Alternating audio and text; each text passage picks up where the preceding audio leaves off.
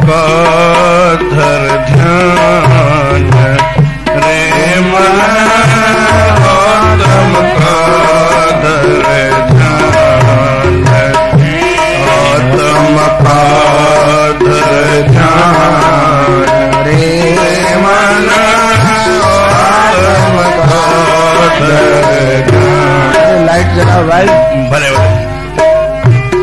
तन का झूठा भरम निवारी तन का झूठा भरम निवारी तन का झूठा भरम निवारी तन का झूठा भरम निवारी अपने दिल में डुबकी मारी अपने दिल में डुबकी मारी अपने दिल में डुबकी मारी अपने दिल में डुबकी मारी। देखो श्री भगवान रे मन आत्म का धर ध्यान देखो श्री भगवान रे मन आत्म का धर ध्यान रे मन आत्म का धर ध्यान। प्रेम से बोलो श्री राम सतनाम साक्षी सतनाम साक्षी सतनाम साक्षी सतनाम साक्षी सतनाम साक्षी सतनाम साक्षी। परम आदरणीय सद्गुरु महाराज उनके स्वरूप में बैठे हुए पूजनीय योग हमारे संत महात्मा एवं गुणीजन मंडल और सतगुरुदेव के स्वरूप में बैठी हुई सतगुरुदेव की प्यारी भागों वाली साथ संगत प्रेम से बोलो श्री राम श्री राम। बड़ा ही सुंदर उपदेश गुरु महाराज बताते हैं कि रे मन आत्म का धर ध्यान। जब तक मनुष्य स्वयं का ध्यान नहीं करता तब तक दूसरे ध्यान सारे विफल हो जाते हैं। आत्मा के कई अर्थ हैं और आज एकादशी का परम पवित्र दिन है। एकादशी का मतलब ही है कि हम उपवास जिसको कहते हैं, उप माने समीप में, वास माने रहना, अपने समीप में रहे। हम दूसरा कोई हो तो उसके समीप रहें, लेकिन दूसरा कोई है नहीं। दूसरे के समीप रहने से फायदा भी नहीं होगा। उपवास अपने स्वयं के समीप में रहने से बड़ा लाभ होता है। एक हमारा डॉक्टर था, उसने कहा कि आप एक नियम बना लो, रोज अपने साथ कुछ समय बैठो, दूसरे के साथ नहीं। आपके घर में मेहमान आए, आप अगर उसके साथ 5 मिनट 15 मिनट बैठते तो खुश हो जाए। कामुक आदमी देखो अपना 5 मिनट समय निकाल करके मुझे समय दिया, मेरे साथ बैठा, वो खुश हो जाता है। ऐसे आप जिसके साथ बैठेंगे वो खुश हो जाएगा, लेकिन आप अपने साथ बैठेंगे तो क्या आप खुश नहीं होंगे? अपनी खुशी का एक ही काल है, एक ही सिद्धांत है, आप अपने साथ बैठो तो आप खुश हो जाओगे। जब तक आप अपने साथ नहीं बैठे हैं और आपने उपवास नहीं किया है स्वयं के साथ, तब तक आपको खुशी, आनंद, सुख की प्राप्ति नहीं हो सकती। इसलिए हमारे गुरु महाराज कहते हैं कि भाई ध्यान तो करो, लेकिन किसका? अच्छा है आप गुरु का ध्यान करते हैं, अच्छा है आप भगवान का ध्यान करते हैं, अच्छा है आप काम का ध्यान करते हैं, अच्छा है आप दुनिया भर का ध्यान करते हैं, लेकिन सबसे अच्छी बात है कि आप अपना ध्यान करो। रे मन आत्म का दर ध्यान, मेरे स्वरूप का ध्यान करो, अपना स्मरण करो। जब ये बात मैं कहता हूं तो मैं इतना भाव विभोर हो जाता हूं, मुझे कुछ समझ में नहीं पड़ता है। आप अपना ध्यान करें, देखो आप कैसे हैं, आप एक अच्छे आदमी हैं तो आपको अच्छा चलना चाहिए। आप खानदान अच्छे के हैं तो आप बुरा काम कैसे कर सकते हैं? आपके पिताजी झूठ नहीं बोलते थे, आप कैसे झूठ बोल सकते हैं? आपके पिताजी मर्यादा में चलते थे, आप कैसे बिना मर्यादा के चल सकते हैं? अपने को पहचानो। आप राम की संतान है तो राम ने जैसा किया आपको वैसा करना चाहिए। जो राम खराब बात समझते हैं, मर्यादा को छोड़ना, उल्लंघन करना गलत समझते हैं, तो आप उसको सही क्यों समझते हो? आप मर्यादा को उल्लंघन क्यों करते हो? आपके पिताजी श्री राम हैं, उन्होंने तो मर्यादा का उल्लंघन नहीं किया। आपके पिता भगवान श्री कृष्ण है, उन्होंने धर्म का पालन किया, आप क्यों नहीं धर्म का पालन करते? अपने को पहचानो। आप फिर राम की औलाद है, राम की संतान है, कृष्ण की संतान है, वो धर्म के स्वरूप है, आप भी धर्म के स्वरूप है। अपने को पहचानो।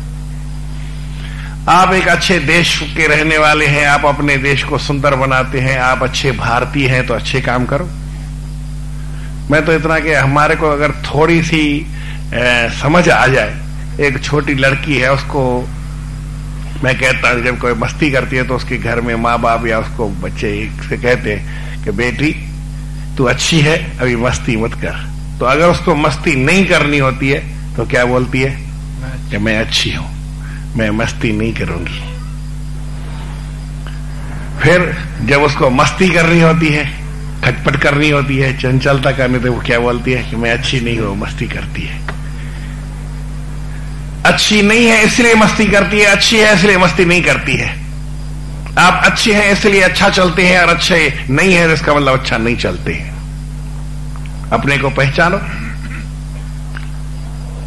एक माँ अपनी छोटी बच्ची को, मैं ट्रेन में जा रहा था तो वो अपनी बच्ची को कह रही थी तो गंदी गंदी गंदी गंदी गंदी, तो नहीं मैं अच्छी अच्छी अच्छी अच्छी अच्छी ऐसा बोल रही थी। एक बच्चे को भी अच्छा होना अच्छा लगता है, गंदा होना अच्छा नहीं लगता है। आप और हमको क्यों गंदा होना अच्छा लगता है, क्यों गंदी बातें अच्छी लगती है? अपने को पहचानो। मैं हर बात में कहूंगा अपने को पहचानो। आप कहां तक पहुंचेंगे? स्वयं को पहचानना बहुत बड़ी बात है। तो हमारे गुरु महाराज कहते हैं किस तरह से पहचाने कि तन का झूठा भ्रम निवारे। हमको ये शरीर का झूठा भ्रम है क्या कि हम अगर अच्छे कपड़े नहीं पहनेंगे तो लोग हमारे को बुरा समझेंगे, हम अगर सफाई नहीं रखेंगे तो लोग हमारे को बुरा समझेंगे, हमको पैसा नहीं होगा, गरीब होंगे तो हमको लोग बुरा समझेंगे, हम अगर थोड़ा ठाठ बाट से नहीं चलेंगे तो लोग हमको बुरा समझेंगे। लेकिन इतना ही सोचते हैं, इससे गहराई नहीं सोचते हैं।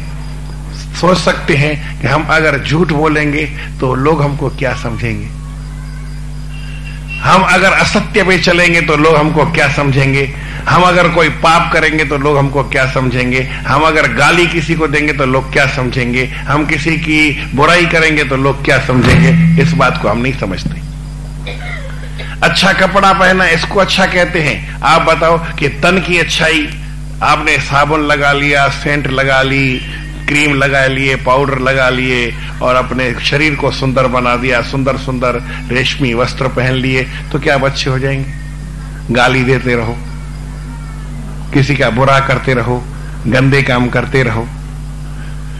अच्छा कपड़ा पहनने से, अच्छे पाउडर और लिपस्टिक लगाने से, अच्छे क्रीम वगैरह लगाने से आदमी अच्छा नहीं होता है। लेकिन जो किसी की सेवा करता है, जो किसी का बुरा नहीं चाहता है, जो किसी की भलाई करता है, जो कोई काम में अपने संलग्न रहता है, बताओ अच्छा दोनों में कौन सा है? आप किसको अच्छा मानेंगे? एक नौकर आपके पास आया है नौकरी करने के लिए, वो बहुत अच्छा कपड़ा टिप टाप रहता है, बड़ा सुंदर कपड़ा पहन के बैठता है, अच्छाई से बैठता है, और एक लड़का है कि कपड़े तो अच्छे नहीं पहनता है लेकिन आपके दुकान का सारा काम करता है। दोनों में अच्छा किसको मानेंगे? ज्यादा पगार किसको देंगे? रखेंगे किसको? निकालेंगे किसको? बताओ। एक तरफ से बात समझ में आती है, दूसरी तरफ से बात समझ में नहीं आती है। आपको ये मानना पड़ेगा कि काम करने वाला अच्छा है, सेवा करने वाला अच्छा है, गाली नहीं देने वाला अच्छा है, जो सिगरेट नहीं पीता है वो अच्छा है। लेकिन आप सिगरेट की क्यों कश करें, ऐसे लगाते हैं, क्या अच्छे होंगे आप? आपके बेटे देखेंगे अच्छा कहेंगे, आप शराब पीते आपकी घरवाली आपको अच्छा कहेगी। द्रौपदी ने मांगा था भगवान शिव से, मेरा पति धर्म में निपुण होना चाहिए, धर्म धुरंधर होना चाहिए, धर्म धीर होना चाहिए, मेरा पति बलशाली होना चाहिए, बलवान होना चाहिए, मेरा पति धनुष में कभी पीछे रहने वाला नहीं होना चाहिए, शौर्य वीर्य पराक्रमी होना चाहिए, मेरा पति तलवार का धनी होना चाहिए, मेरा पति ज्योतिष शास्त्र को जानने वाला चाहिए। भगवान शिव कहते क्या बोलती हो, कितने गुण मांगोगी? एक आदमी में इतने सारे गुण हो सकते हैं क्या? ये अच्छा राज्य चलाने वाला हो, राजनीति अच्छी जानता हो और धर्म पे भी रहता हो, बलशाली भी हो, तीर भी चलाता हो, कमान भी चलाता हो, तलवार भी चलाता हो, भाला भी चलाता हो, धनुष भी चलाता हो, ज्योतिष भी जानता हो, गौ सेवा भी करना जानता हो, सारे काम कैसे करेगा? एक आदमी तो नहीं कर सकता है। बोले नहीं, मेरे को तो ऐसा ही पति चाहिए जिसमें सारे गुण हो। बोले एक व्यक्ति में ऐसा नहीं हो सकता है। बोले आप भगवान हैं, क्या नहीं कर सकते हैं? उसने कहा देखो तुम जितने गुण मांगते हो मिल जाएगा, लेकिन इतने पति नहीं, तूने 5 बात मांगे तो तुमको 5 पति मिलेंगे। एक व्यक्ति में इतने गुण नहीं हो सकते। आपकी स्त्री चाहती है कि मेरा पति धर्म वाला हो, वीर हो, शौर्य वाला हो, वीर्य वाला हो, पराक्रमी हो, धर्म पे चलने वाला हो, अच्छे काम करने वाला हो, सेवा करने वाला हो, सबको सुख देने वाला हो। या कोई स्त्री चाहती है मेरा पति चोर हो, डाकू हो, बदमाश हो, लफंगा हो।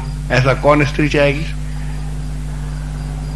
आपके बेटे, मेरा पिताजी अच्छा शासक है, अच्छा ये है, अच्छा वो है, लेकिन आप कहेंगे कि मेरा पिता जो है वो एक चोर होना चाहिए, बदमाश होना चाहिए, लुच्चा होना चाहिए, लफंगा होना चाहिए,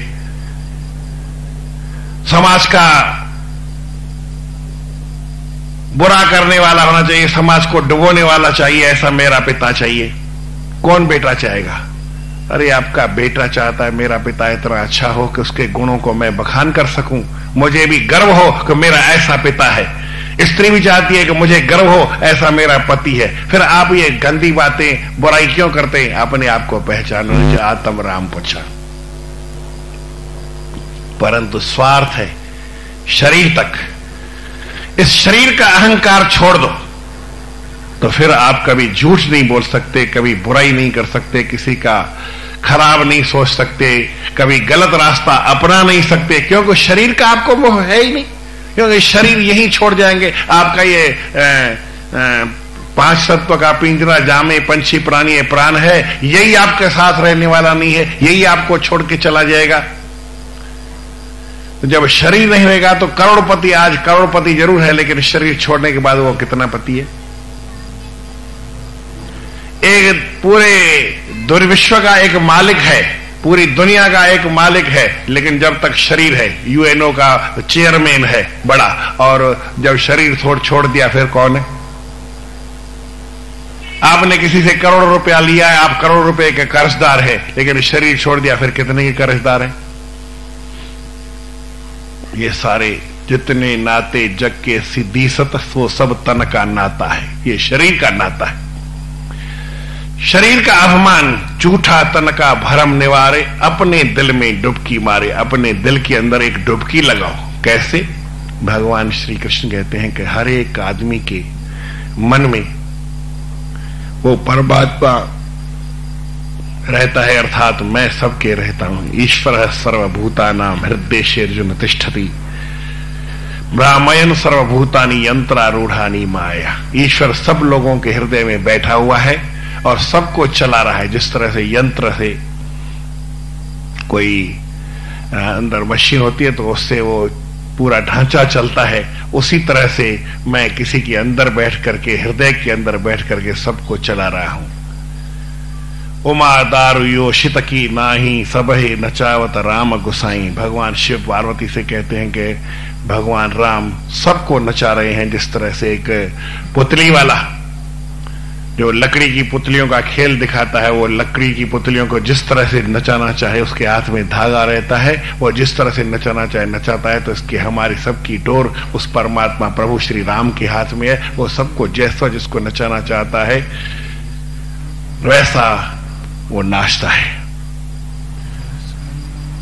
भगवान शिव पार्वती को कथा सुना रहे थे रामायण की, और कहा कि देखो एक बार नारद जी को मोह हो गया, तो नारद जी को बड़ा गुस्सा आया, और गुस्से में आकर के उसने भगवान विष्णु को शाप दे दिया कि तुम जाकर के मनुष्य बनो, तुमको स्त्री के वियोग में मारा मारा फिरना पड़ेगा, तुम्हारी बंदर सहायता के लिए बंदरों की ओर ताकना पड़ेगा, और बंदरों से सहायता लेनी पड़ेगी, तुमको भटकना पड़ेगा, तुमको ये करना पड़ेगा, तुमको वो करना पड़ेगा। नारद जी भगवान विष्णु को शाप देने लगे। पार्वती को बड़ा गुस्सा आया, बोले प्रभु नारद मेरा गुरु है और इतना ज्ञानी है और संत है, एक सिद्ध पुरुष है और भगवान विष्णु का बड़ा भक्त है, वो भगवान विष्णु को कैसे शाप दे सकता है, भगवान विष्णु को कैसे गाली दे सकता है, भगवान विष्णु को कैसे कम ज्यादा बोल सकता है, मेरा गुरु है, ऐसा नहीं कर सकता, वो तो बड़ा ज्ञान है। नारद भक्त महाज्ञानी है, भक्त है और महान ज्ञानी है। भगवान शिव हंस पड़े, बोले विहस महेश तब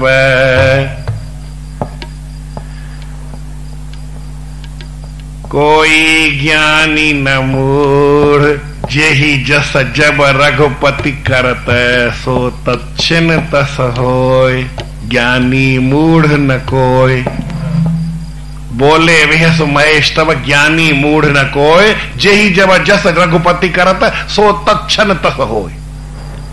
जिसको भगवान जैसा बनाना चाहते, ज्ञानवान बनाना चाहे, कि मूर्ख बनाना चाहे, वो बन सकता है।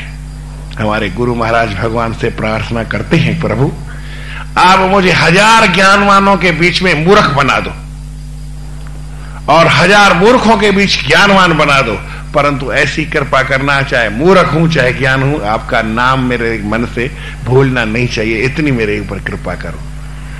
मैं नहीं कहता मुझे ज्ञानवान बनाओ, मैं नहीं कहता मेरे को मूर्ख बनाओ, जैसा बनाना चाहो, जहां बनाना चाहो, मुझे कबूल है, लेकिन आपका नाम मेरे मन से नहीं जाए, यही मेरे ऊपर कृपा करो। तो भगवान कहते हैं कि जिसको भगवान जैसा बनाना चाहते, भगवान शिव पार्वती से कहते हैं, ईश्वर सर्वभूतानां हृदय शरीर तिष्ठति भ्रामयन् सर्वभूतानि यंत्रारूढ़ानि माया। अर्जुन को भगवान कृष्ण कहते हैं कि भगवान ईश्वर सबके दिल में बैठा, सबको घुमा रहा है। अर्जुन ने कहा फिर हम क्या कर सकते हैं जब भगवान ही सब कर रहा है, हमारे को जैसा चलाता है, जैसा बनाना चाहे, जैसा करवाना चाहे वैसे हमको करना पड़ता है, तो हम क्या कर सकते हैं। बोले तमेव शरणम गच्छ सर्वभावेन भारत। आप सब भावों से, जैसा भी भाव हो, खराब है, अच्छा है, ऊंचा है, नीचा है, अपना है, पराया है, जैसा भी है, उस परमात्मा की शरण जाए। यही तो गुरु महाराज कहते हैं कि प्रभु मुझे आप अपना नाम जपाओ, चाहे किसी भी भाव में भी रखो, मेरे को मतलब नहीं है उससे, मेरे को मूर्ख होने से कोई वास्ता नहीं है, मेरे को ज्ञानी होने से कोई वास्ता नहीं है, परंतु मैं आपका नाम नहीं भूलूं, वो नाम मुझे याद रहे, तो उसी परमात्मा की शरण में जाना चाहिए। तो अपने दिल में डुबकी मारे देखो श्री भगवान। कैसे देख सकते हैं ये गुरु महाराज बताते हैं। पांचों की तुम प्रीति हर ले, पांचों की तुम प्रीति हर ले, पांचों को निज वश में कर ले, पांचों को निज वश में कर ले, गुरु से लेके ज्ञान रे मन आत्म का धर ध्यान, गुरु से लेके ज्ञान रे मन आत्म का धर ध्यान। 5-5 पांच तो बहुत है, कितने पांच गिनेंगे? 5 महाभूत है, आकाश वायु अग्नि जल पृथ्वी। 5 तन मात्रा है, शब्द स्पर्श रूप रस गंध, विषय भी कहते हैं इनको, तन मात्रा भी कहते हैं। 5 कोश है, अन्नमयी कोश, मनमयी कोश, प्राणमयी कोश, आनंदमयी विज्ञानमयी कोश, आनंदमयी कोश। 5 कोश है। 5 प्राण है, प्राण अपान उदान व्यान समान। 5 कर्मेंद्रिय हैं हमारे शरीर में, हाथ है, पांव है, मलमूत्र त्याग करने की इंद्रियां हैं, और मुख है जिससे हम खाते हैं। 5 ज्ञान इंद्रियां हैं, आंख है, कान है, रसना है, चमड़ी है, और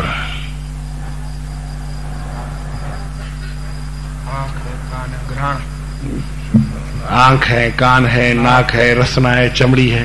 5 हो गए रसना से। 5 कर्म विकार हैं, काम क्रोध लोभ मोह अहंकार।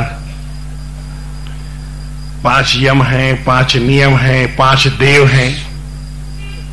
इन सबको क्या है, पहले सबकी प्रीति छोड़ दो। किसी में प्रीति मत रखो, किसी से प्रेम मत रखो, इन 5 का छोड़ दो।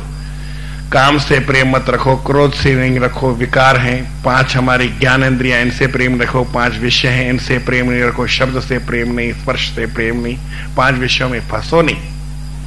जब इनका प्रेम छोड़ देंगे तो ये सारी आपके वश में हो जाएगी। यही गुरु महाराज कहते हैं, 5 की तुम प्रीति हर ले और 5 को निज वश में कर ले, फिर 5 कर्म इंद्रियां आपके वश में हो जाएगी। 5 ज्ञान इंद्रियां वश में हो जाएगी। आंखों से देखो अच्छी बात है, लेकिन इसकी आंखों की प्रीति को छोड़ दोगे तो फिर आप सही देखना शुरू करोगे, गलत देखना बंद कर दोगे। 5 की प्रीति छोड़ो और 5 से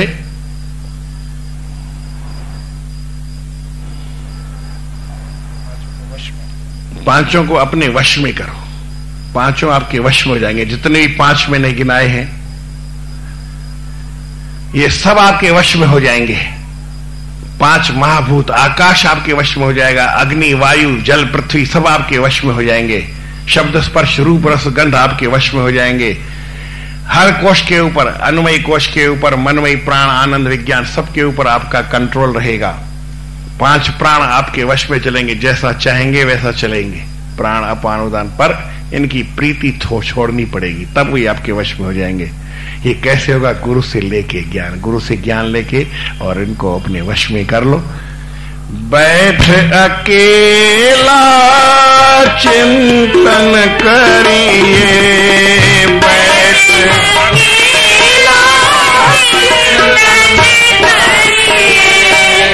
मन के सारे फुरने हरिए, मन के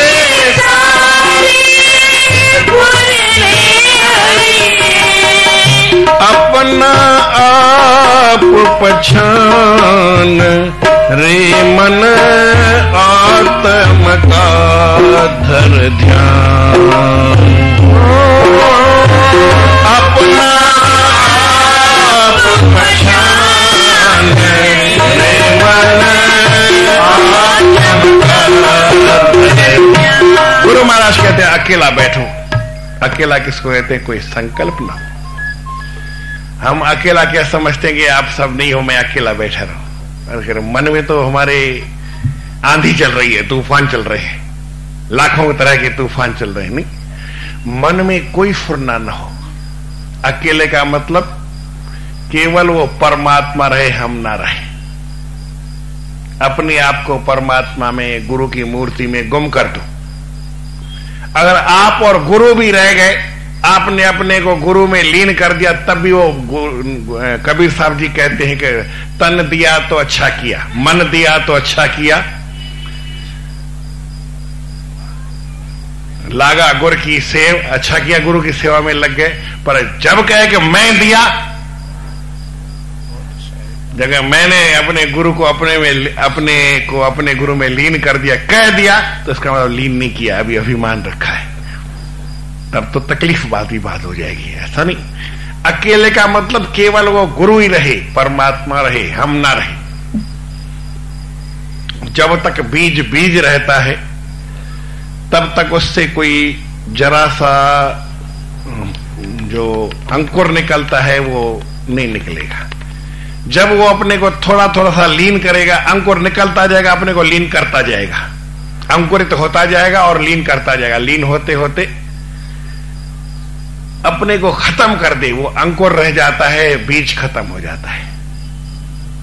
जब तक बीज अपने को समाप्त नहीं करेगा तब तक वो अंकुर बनेगा नहीं। अंकुर नहीं बनेगा तो फिर उसका कोई लाभ होने वाला नहीं और बीज सड़ जाएगा, बीज भी नहीं रहेगा। ऐसी बात नहीं है। कहते हैं महाराज हम अपने को लीन नहीं करें।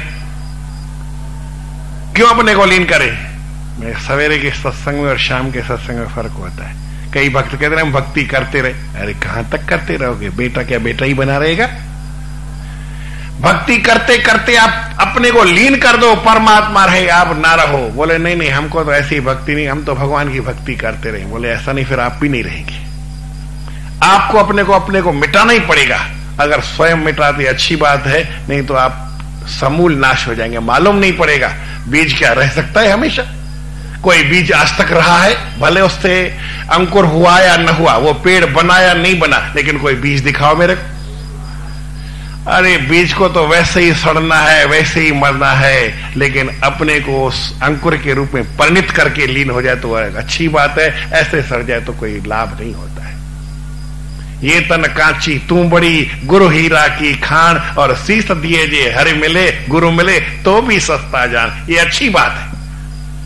नहीं तो आपका ये शरीर जो है ऐसे ही जाना। जान बा जानाबदे वर्ण बिस्ता नंद अजल, खुद तो मुनसिफ बाशाफिज इन को या आन को। पारसी में एक महात्मा कहता है, हमारे गुरु महाराज की जो जीवनी है, हिंदी में भी मिलती है, सिंधी में शाम को आप ले सकते हैं। सतगुरु स्वामी टेवराम महाराज का जीवन चरित्र है।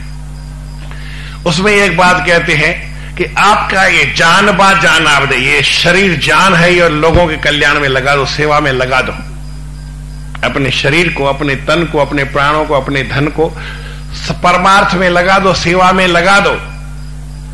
वरना वर्ण विस्तानंद, वैसे शरीर आपका काल यूं ही ले जाएगा। जानबा जानाबदे वर्ण विस्तानंद अजल, अजल जो है वो आपको ले जाएगा। खुद तो मुनसिफ बाशाफिस, आप खुद मुनसिफ हो, जज हो, और ये जज करो, न्याय करो। इन को या आन को, परोपकार में आपका शरीर चला जाए ये अच्छा है, या ऐसे ही चला जाए वो अच्छा है? दोनों में अच्छी बात कौन सी है बताओ भाई? अब हमारा शरीर ऐसे ही समाप्त हो जाए वो अच्छा है, या किसी काम में लग जाए, सेवा में, परोपकार में लग के समाप्त हो वो अच्छा है? समाप्त तो होना ही है, इसको कोई मिटा नहीं सकता है, इस बात को कोई टाल नहीं सकता है। यही बात हमारे आगे गुरु, जब आगे पीछे मरना है, कुछ करके मरे तो अच्छा है। जब आगे पीछे मरना है, कुछ करके मरे तो अच्छा है। ये जान जिस्म फिर मिले न मिले हो, हरि के मरे तो अच्छा है। ये जान जिस्म फिर मिले न मिले हो, हरि के मरे तो अच्छा है। प्रहलाद बना लो जीवन को, ना जीवन को बर्बाद करो।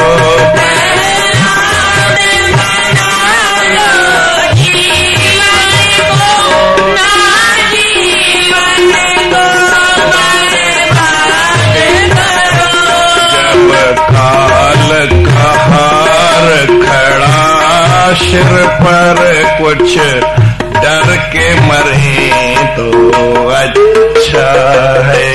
जब काल हमारे सिर पे खड़ा है, बस उसका भय करो, पापों से बच करके परमार्थ में जीवन लगा लो, तो ये बात अच्छी है। नहीं तो काल तो आपको वैसे ही मार के ले जाएगा। इसलिए अपने जीवन में हमारे गुरु महाराज क्या कहते हैं, करना क्या?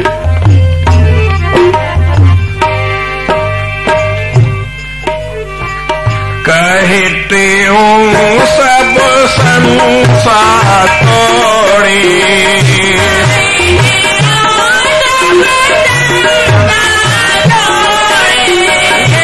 आत्म में वृत्ति जोड़े,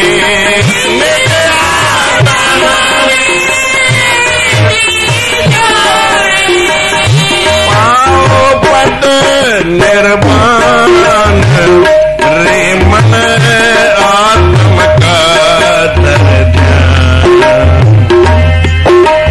पाओ पद निर्वाण रे मन आत्म का दर्जा, आत्म का दर्जा रे मन आत्म का